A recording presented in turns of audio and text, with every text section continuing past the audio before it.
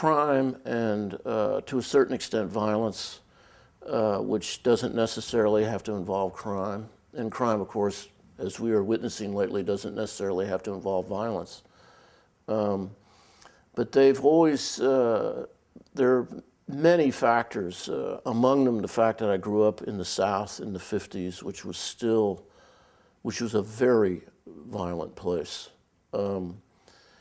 And it just was part of life. By violence, I mean everything from, you know, kids crashing cars that they'd built to go 110 or 115 miles an hour to the Ku Klux Klan, you know, and everything. That's a wide range of violence. Very much a part of life. Guns, everybody had guns. Everybody. I got my first gun at Christmas when I was 10. A double-barreled, a very modest but double-barreled shotgun.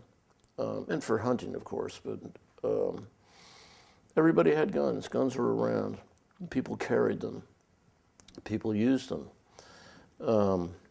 People were very good at shooting them. So, but for those who have followed my fiction, there aren't that many guns in my fiction.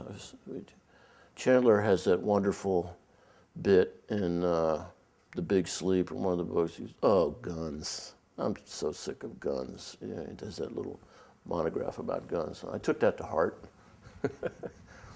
But yeah, there was a certain freedom there was a certain freedom in the roman noir because I think naively or stupidly, the rest of the world doesn't really expect that much from roman noir. At least at one time they didn't. Things have changed, of course.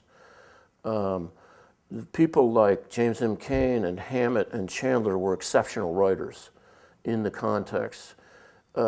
Jim Thompson and David Goodis were so exceptional. They're completely outside of not only literature, but how you say, you know, the kind of places where you might expect to find a Chandler novel or a Hammett novel.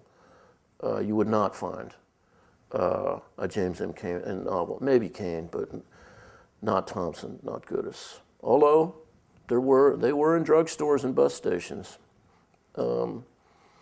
So with that came a certain kind of freedom.